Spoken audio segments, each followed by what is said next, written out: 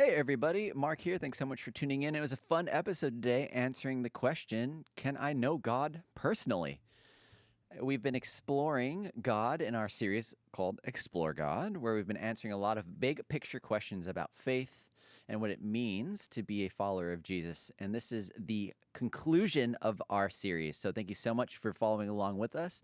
Thank you so much for engaging with us, whether that be on social media, sending in your questions, or texting us at our text number, 650-600-0402.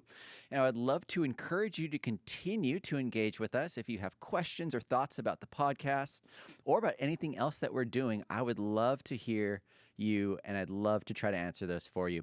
I'd also love to encourage you that if you can, to get to a physical campus, physical location in our upcoming series as well that we're hinting at the end of the podcast today, because it's going to be a really amazing series about the legacy that we leave behind. So thanks again so much for tuning in. Thank you for your generosity and for those that are giving their time and their resources to make this show possible. We cannot do it without you.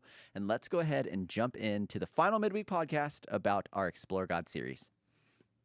Well, welcome everybody to the Menlo Midweek podcast. My name is Mark. My name is Jessica. Phil's with us today. Woo-hoo. Hey, everybody. Woo! And this is a bit of a fun episode and challenging episode for us because we're Fun actually and challenging. Wow. recording this prior to the message being given. Yeah. That is correct. Yep. This is like a Menlo pre-midweek. Yeah. Why are we it's- doing it- this? What are you Why doing are we next doing week? this? Oh, do you not know? I don't think That's so. amazing. Loren just sends out calendar invites and asks Yeah, to we don't know. shift We don't- stuff around. We just We don't trust know her. about your calendar. Sure, so. sure. You could. It's totally fine. It looks crazy most of the time. So we will be taking kind of our leadership team and some of our campus, I think all of our campus pastors, to a conference called Exponential. Oh, yes.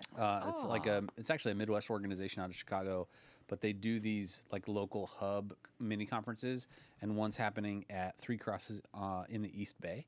And cool. I think it's like Monday, Tuesday, Wednesday or something of next week. We'll all be over there. And, kind of when you normally think about conferences, it becomes really big, really involved, and really expensive to go to them. And so in general, when they're in your backyard, especially out here, I'm learning they're in our backyard more rarely. I think it's, helpful to try and give people a chance to check it out. So Sweet. that's where we'll be. That's fun. Do you have a favorite conference that you've been to? Ooh. I didn't go to a ton. We used to go to the Orange conferences as a student staff out in Atlanta, Georgia. They were always difficult because it was very South, hey, you have a church on every corner and your people are very committed, and we're like, no, not as much as this stuff. So that was always a little more difficult, but usually there was some really good stuff, and the best part about it was just the connection, hanging out with other staff and our friends, and getting every night we'd have dinner together, and some of us would go early sometimes to hang out in Tennessee and things like that. So that was always the best part of those trips. Yeah, it's So good. fun. Yeah. good. Did you ever go to one? I went to a few. I think this was prior to Menlo, and there's nothing like a good old Pentecostal conference. Ooh. Yeah, I went to one at a church in Hawaii. That was really cool. Very challenging for me because I can understand, and there's parts of Pentecostal that I like, but there's also parts that I don't, and there's a bit of both at this. But the worship was insanely fun and man, so powerful. And then, but there are also people getting slain in the spirit up on stage. So it's I don't know what to do with that, but Yeah. I still left feeling like God spoke to me. So yeah, That's it was good. interesting. And there's just, I don't know, a lot to explore about God. Yeah. Nice. Just There kinda it had to is. sneak it in there. And this is the last week of exploring God and asking questions about faith and what to think about Yeah. God and the Bible. It was a pretty light week. There wasn't any, Yes. there's nothing too heavy, Yeah. nothing too major. So, Phil, what question will you be answering Yes. this weekend, but last weekend for yeah, those that yeah, are yeah. listening? If you're listening, it's the message that I did answer, but as I'm recording, it's the message I haven't answered yet, but will answer this weekend. Yeah, yeah, it's fine. Totally great. Normal. Yeah, so we're finishing the series with the question, or we have finished the series answering the question, can I know God personally? And so all the questions leading up to this, does my life have purpose? Is there a God? Is Jesus really God? Is the Bible reliable? Are all hopefully kind of building credibility in the conversation to go, okay, so if the Bible is reliable and God is real and Jesus is actually God and the purpose of my life is to live in this relationship with him forever, then how do I do that? That's sort of the setup of the series. Sure. And then hopefully for some people, God was using discussion groups that were happening at campuses along the way as well. And it's been really fun to hear reports of God using like really practical, specific examples of conversations and groups where for a lot of people, this is maybe a conversation that exists in their head, but they have just not been able to have it with other people. And kudos to campuses for making that space possible. Yeah. And so you were strategic in obviously choosing what messages, what questions we were asking leading up to this final question. How and why did we land at where we landed? Yeah, well, the series as constructed that the 165 churches are going through, there's a couple more questions that they're covering that we are not. We kind of included it in the question of does God exist? We sort of incorporated the question of pain and suffering. Devon did that one. Yep. And then in the question of is Jesus God, I sort of incorporated the exclusivity question. That was a different one. So those were two additional weeks that we weren't covering because of some unique time constraints for us around Menlo 150. But I think ultimately all of this stuff is really helpful. It's a great conversation, but what makes it, I think, most helpful is that I would choose to shape my life with it, that I would say, you know, Jesus isn't just somebody I've learned about, but somebody I live in relationship to. And so hopefully finishing the series and giving people a chance to, if you've ever been at like a Christian camp, right? This is kind of like the last night of camp, like everything all week is kind of led up to this moment. And for some people, it's likely a chance for them to reaffirm their decision to follow Jesus, to say, all right, you know what, I've kind of drifted over the last few years and I do want to know God personally. I do want this to take a greater priority in my life and heart. And for other people, it's probably, it's probably the very first time that they're going to make this decision. And for some people, they may kind of go, this isn't for me, but they don't know it. God could have deposited some seeds in their heart and life that when things get difficult or when they face a setback, that God's going to bring all this back up and maybe they'll be ready to respond then. And I feel like that's kind of all out of our hands. We're called to be faithful. God's the one that's fruitful. So. I think that's such an important distinction too of like, and you've said this like almost every week, that there's nothing any of us humanly can do to like bring people to Christ. We can just help and show them the way, but in the end it's about letting the Spirit lead. And I think that's just such a good reminder that as you're praying for people, as you're praying for your friends or other people you see in the church, just remember that you're doing the right thing by praying for them. And we just have to pray that the Spirit just nudges them enough to actually do something and take that step. Yeah, and I think sometimes we don't do anything because we have mistook our responsibility for God's responsibility. Right. And so we're like, I don't like my friend to, I don't want to mess it up. Yeah. Like, cool, I get it, but you're giving yourself too much credit and not enough at the same time. God's got it, and he's just asking you to take a step. So as we're entering into conversations around this, I'm just thinking through the lens of conversations I've had in the past with people that are like, I'm a good person. Like I try not to hurt people. I don't try to lie. Isn't that enough? What else would God want? Yeah. Well, and I do think I won't mention this in my message, but I do think that there is this underlying operating system for most of humanity where we have kind of like two scales that live in our head. And so we just think, well, if my good can outweigh my bad, that's all I need. I just need to get in. And I think that that works if God is like us. If God is a mix of good and bad, right? Then I guess, can you overlook the bad if there's more good? And I would say like there's nobody that's just like a person who's never done a good thing in their life. But the standard by which we understand God through the scriptures is that God is perfect. Like the word is holy. He's set apart. And so then the problem becomes, well, if God's holy and to be in a perfect and permanent relationship with God, we also need to be holy, then the like good enough, more good than bad scale system doesn't work, And I mentioned a passage in my message that's not like a super fun one from Romans, right? None is righteous, no, not one. No one understands. No one seeks for God. All have turned aside. Together they have become worthless.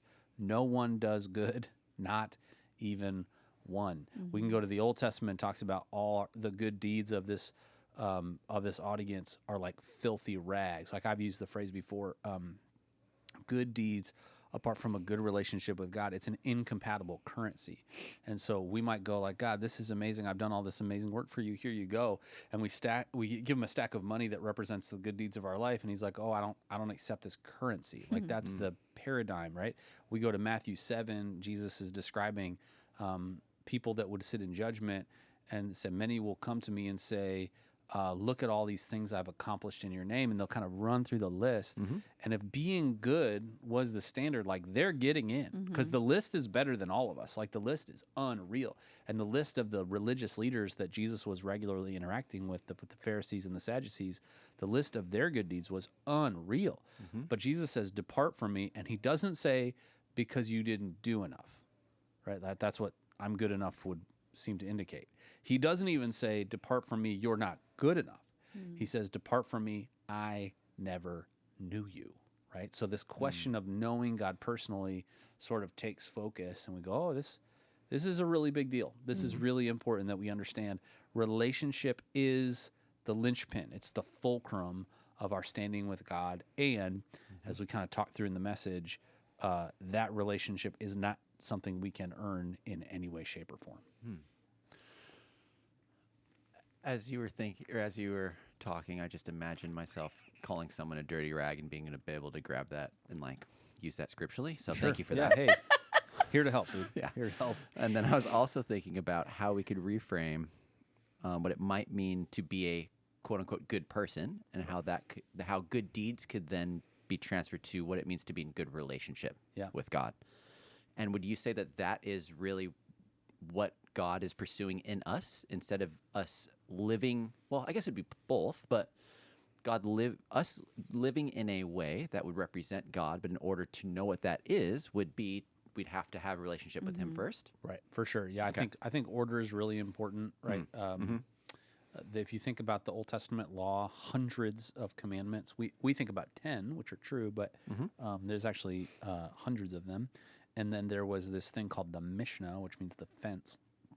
The Mishnah was a set of additional rules that the Jewish people, not the Jewish people, the Jewish leaders at the time had built. And the principle was, let's build a fence around the law so that you can never break the law. So like, and Jesus was regularly critiquing the Mishnah, not the law. So when, for instance, Jesus got criticized for the way that he would navigate Sabbath, right? Yeah. And they would go, hey, you can't do that on Sabbath. And most of the time, what they were citing was not the law. They were citing the Mishnah.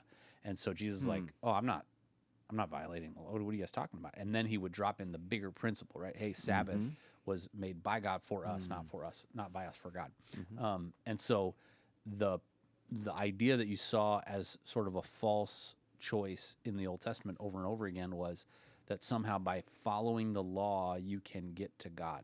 So I perform and behave to a certain level in hopes that God might love me and then would accept me and I'd be in a relationship. Well, Paul talks about it, especially in Galatians, and he talks about the fact that the law is actually like our tutor. And so if you're struggling in a subject and you go, I need somebody to help me, I don't get it. He's using that same concept in Greek, and he's saying the law is sort of sitting down with us and helping us understand our need for the gospel. And so every time we would look at the law and find that we were incapable of obeying it, it was like the tutor of the law saying, you can't do this on your own. And so you saw that throughout all of Jewish history. And then the religious leaders at the time that Jesus was doing his earthly ministry, a big portion of the Sermon on the Mount is Jesus doing the you have heard that it was said, but I say to you stuff. And he's basically going, oh, you think you're good enough? Let me just tell you how much you aren't good enough. And so you'd say, oh, you've heard that it was said you shouldn't kill anyone. Great. But I'll tell you, if you have hate for them in your heart, you've already killed them, right? And so I think that there's this regular opportunity for whether it's the law, as in the hundreds of laws from the Old Testament, or, like I mentioned in my sermon, sort of the design we have. Like if you're not a Christian, you're not a person of faith at all, you still violate your own standards, like the things you're trying to do. Forget the Bible. You go, I want to be a good person, and you just define being a good person on your own, and you violate your own expectations. And even that can be a boundary that says, oh, there must be, if I'm going to be made right, it's not going to be through my performance. And then on the other side, when we do come to know Jesus, and sort of the John 15 principle that as we abide in him, we walk this faith out. There's transformation. A sort of a summary of the book of James would be, we don't have to have works to earn faith, but a working faith is a faith that works. And a faith that doesn't produce works is a worthless faith. Let that spin around in your head for a minute. But it's about order and sequence. If we're trying to obey certain laws or quote unquote be a good person in hopes that God would love us, that is tyranny. It's exhausting. But if we can sit in the reality of our identity, that we are loved by God no matter what, whether you're a follower of Jesus or not, he loves you. He's crazy about you. And that if you're a follower of Jesus, you've said, I'm submitting my life to the plan that God has, not the plan that I have. Now, out of that love, acceptance, and relationship, I begin to live out this kind of transformed vision of the different way that Jesus modeled. Yeah. Man. What do you think it is about this conversation, about being able to believe that there is a God out there that thinks I'm worthy of dying for? And what is it about us in our cultural moment, in our individualism, however you want to say that makes it so hard to say yes to that? Right. And I believe that, and I want that for myself. Yeah.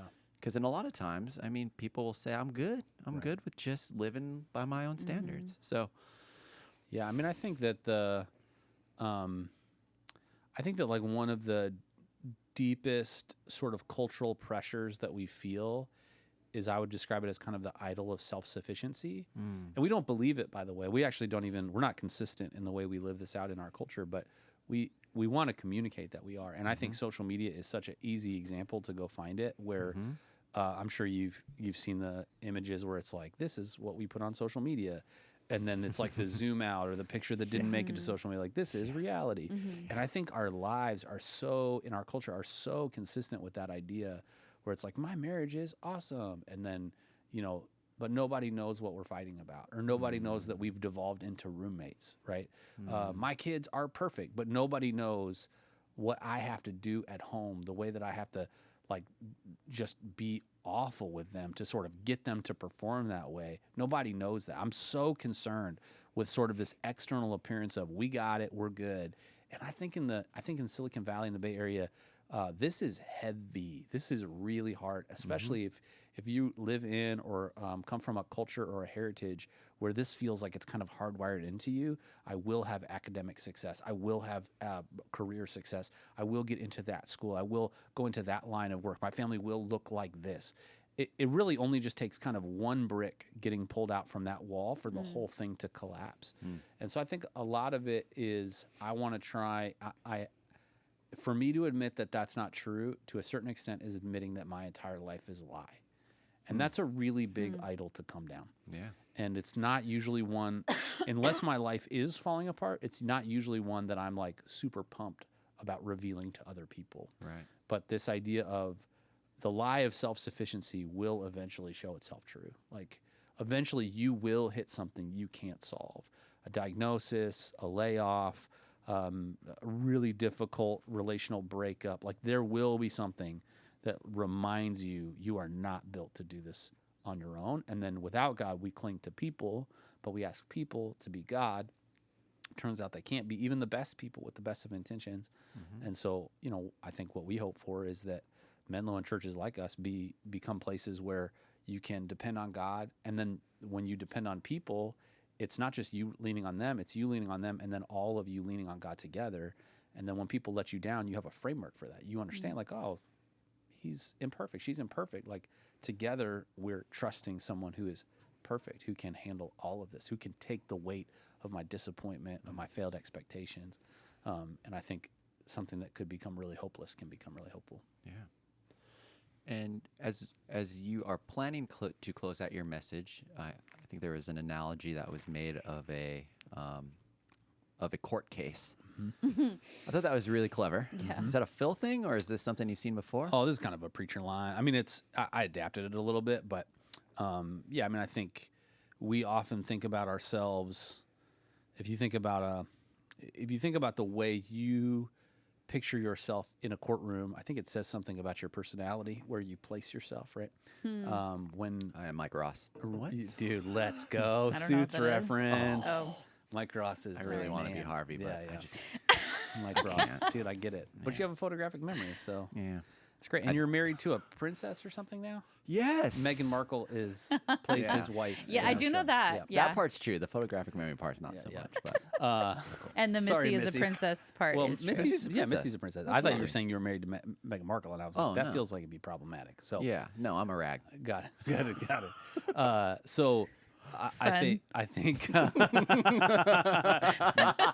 Jess's Cool. favorite is just being left out, and I'm so sorry. My I'll try my best my not to do that again. lawyer thought I went immediately to liar, liar. Yeah, yeah, So sure. whatever that tells I you have about me. watched maybe every episode of like every variety of Law and Order that's ever been. Oh, It was my binging show for a long time. I just had to have it in the background, and so yeah, I always think about like being the lawyer, and I think if I wasn't in ministry, law was like one of those places. That's how my head works. Yeah.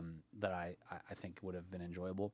But I think that there is something really important about understanding that in the grand scheme of eternity, even if you said, "Hey, I'm going to serve as the lawyer," you're serving as your own lawyer. You are the defendant, and so there is a case being made against you. And the case being made against you is your own actions, like it's your own life. And so, and it's not just your behavior, it's your motivations. And then it's not only your behavior and your motivations, it's the terminal illness of sin that you were given before you were born. And so I sort of use this metaphor of if you were in that case and you gave the best opening statement you possibly could, and you had amazing rebuttal questions for the prosecution's witness, and then you had amazing character witnesses for your defense, and then you just had this incredible closing argument, you would kind of know two things, I think, if you were honest. One, as good as you might feel like you're doing, you would observe the fact that you're going to lose. Like, there's no doubt about it. You would just, the evidence is overwhelming. We think about cases that sometimes get overturned. We think about what's called circumstantial evidence, where it's like, oh, you kind of argue it either way. There's no arguing it either way in the landscape of eternity, and no one will try to. Nobody's going to, it's like, oh, yeah, no, that's true. I did think that. I did do that. I did compromise there, like, period. And then I think the other thing you'd observe in that scenario is that God is the judge, and he would be presiding over the case. But I think you'd see him tearing up. You'd see him deeply emotional over you and the state of your soul.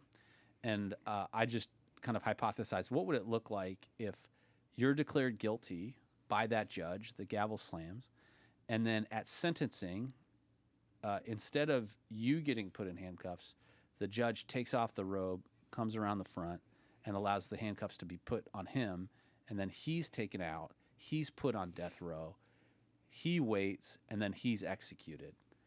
And the standing that he had, you get. And the judgment that you had, he took. That's the gospel.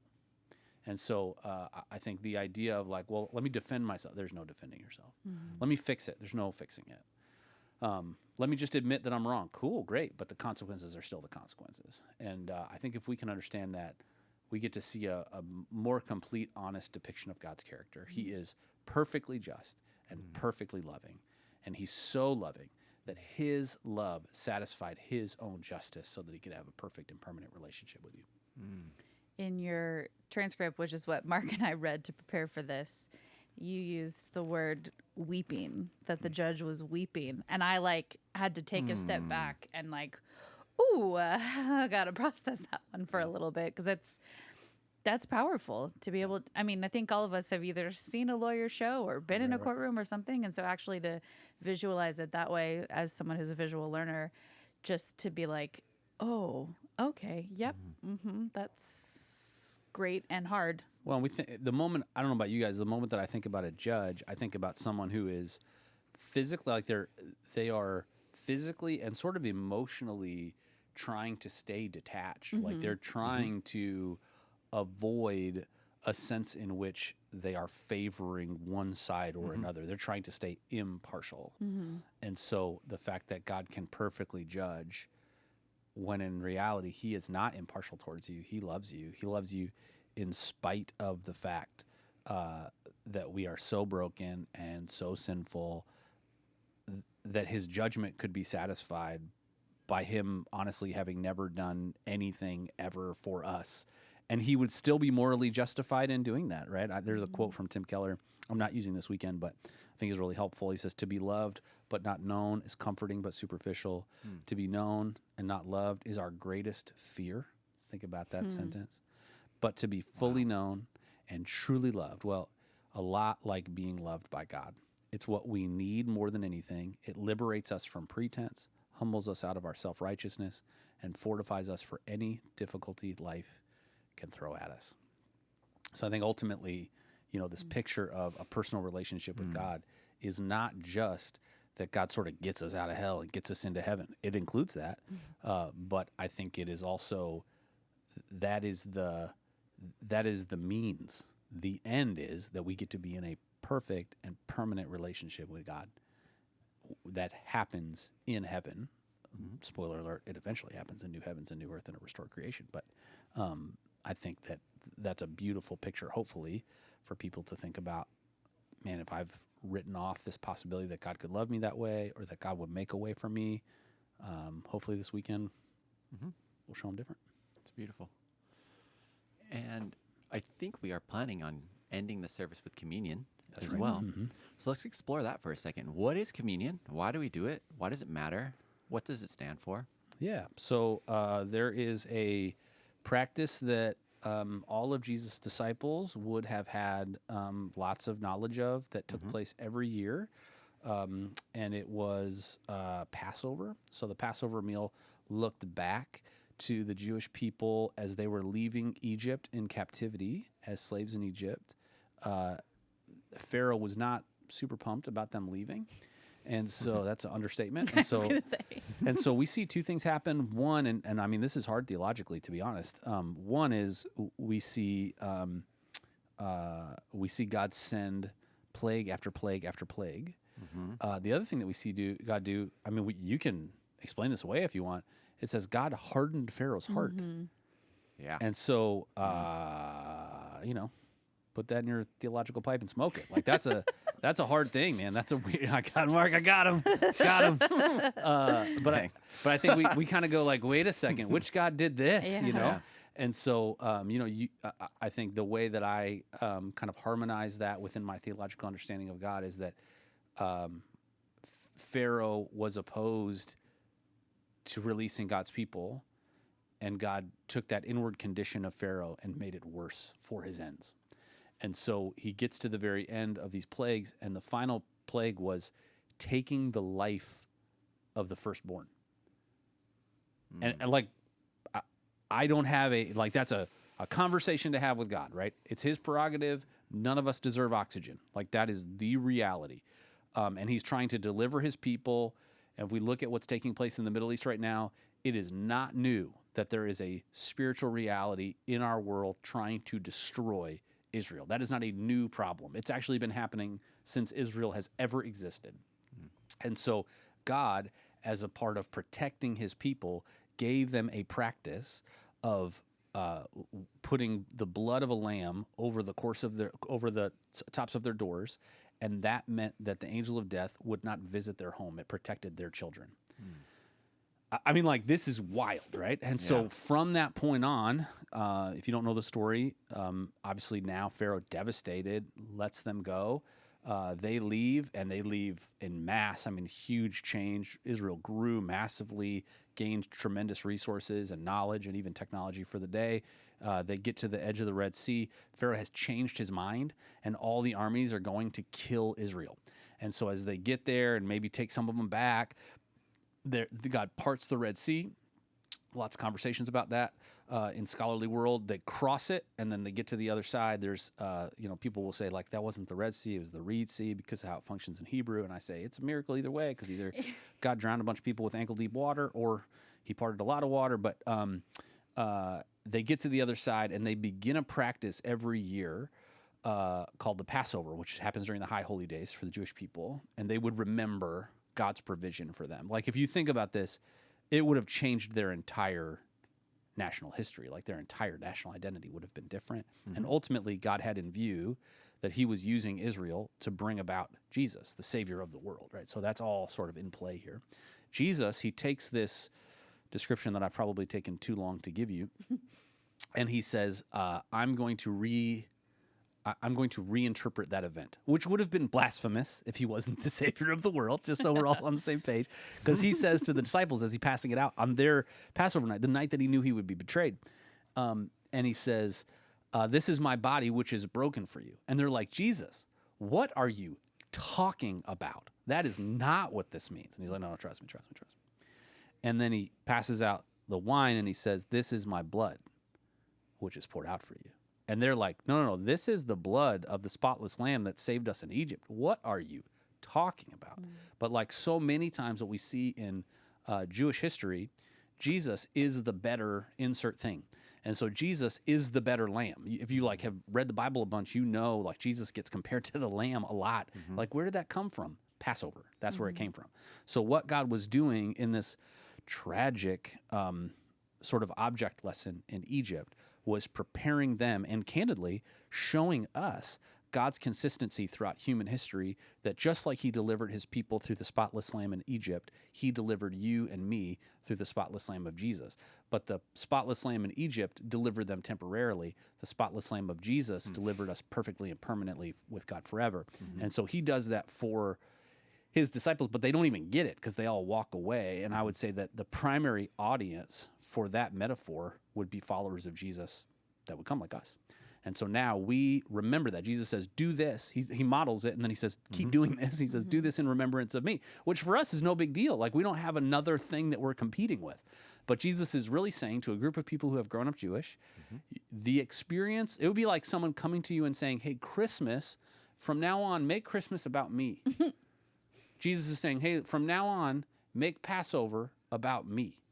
And so for Jewish people, this was paradigm shaking, right? Yeah. And so every time we practice communion, it's for followers of Jesus to remember that Jesus is the perfect, spotless lamb forever that secured us relationship that we could never secure on our own. And we do it together as this sort of shared act.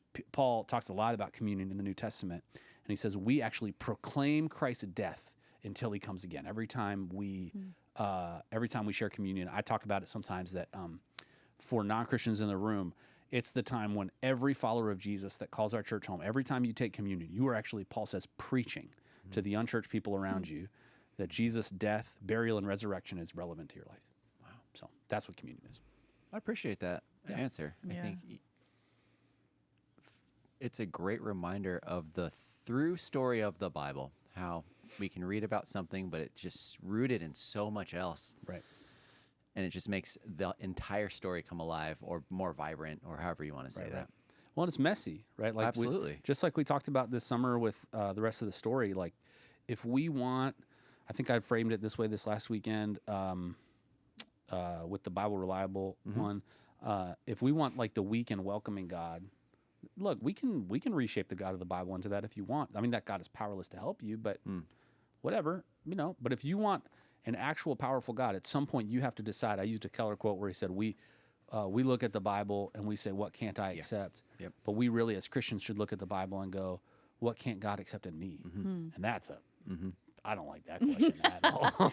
Thank you. Like a lot? So, I think that's true for all of us. Well, if this is the last message in the series, where do we go from here? We're just going to start having parties every weekend. I think so. I think we did it. Crushed it. Just keep running it back, just keep listening. So we have a couple things coming up. One is in just a couple weeks, we have Menlo 150. So We Yeah. will have a new series that starts this upcoming weekend, if you're listening to this on Wednesday, called In Your Lifetime. And in it, we're going to be in the book of 2nd Timothy. We'll be in the first couple chapters over the next few weeks. And it really centers around legacy, which is obviously why we're doing it right now. We'll get to tell some stories of people at Menlo. If you missed it, Mark did an interview with just a tremendous couple in our church, and that's available on the podcast thread. We'll have some more of those. We'll celebrate in week 2 Menlo 150 at Woodside High School. You can sign up at menlo.church/Menlo 150. And then we will continue for a couple more weeks after that as sort of our final series before we get into Advent, when we begin preparing to celebrate Christmas together. So hopefully what it does is it helps you understand we are all living a legacy, whether we think we are or not, and we will all be leaving a legacy, whether we think we are or not. The choice is what kind. And so hopefully this series will give us a look into this beautiful relationship between Paul and Timothy. If you read a lot of the New Testament, Paul is very didactic, like very specific. He's passionate about churches, but he's kind of cracking the whip a lot of times. 2 Timothy is the most personal book that Paul has ever written. He's writing it to his protege, Timothy, who is a young pastor. He's the pastor at the church at Ephesus. Many believe that this is among Paul's final writings. And so you just see a much more sort of personal heart from Paul to Timothy. And I think, in turn, sort of the Spirit's heart for you and me to think about and walk with God. Amazing. Before we go, I have a series pitch. I'm ready. Whoa. It's the rest Brought of the to you story. by the way, brought to you by the way from the series picture of the rest of the story, ladies and gentlemen, Jessica Havens. It's the rest of the story meets Summer at the Movies, but we take The rest of the movies. Bible stories that were turned into movies. Oh, Because sure. the whole time you're talking about the Exodus stuff, the Prince of Egypt is playing in my mind. Yeah. So we go through that movie and we talk about how it works. It doesn't work. Summer in at the this. Bible movies. Yes, there it is. Nice. There's the Exodus one with Christian Bale plays Moses, and there's the old Charlton Heston. Yeah. Maybe it's just Moses movies. Not Sheryl Crow. Russell Crowe? Noah? Russell Crowe. Didn't he do a Noah Yeah, one? he was Noah. We could also do Bruce Bruce Almighty. Yes. Yeah, that's a This good has one. got And some Evan legs. Almighty. Yeah. Oh, If you're listening Yeah. to this and you have some other movies that we should think about, you Yes. send them in. Text us. We will be close to starting to forecast out series for 2024 and 2025. So, seriously, send in your ideas of genuinely what, maybe it's movies, but maybe you're just like, I'd love to hear you guys cover insert topic. We're not going to be out of ideas, but we'd love to include yours. Yeah. Well, thanks, Phil. Of We'll course. be praying for you for this weekend and Thank you. praying for your week as well as we're heading into Menlo 150. And as you are all listening to this, pray for our leadership team as they are off at a conference In the East Bay. in the East Bay. Yeah. Cool. Thanks, everybody. Have a great week. See you, everybody. Bye. Bye.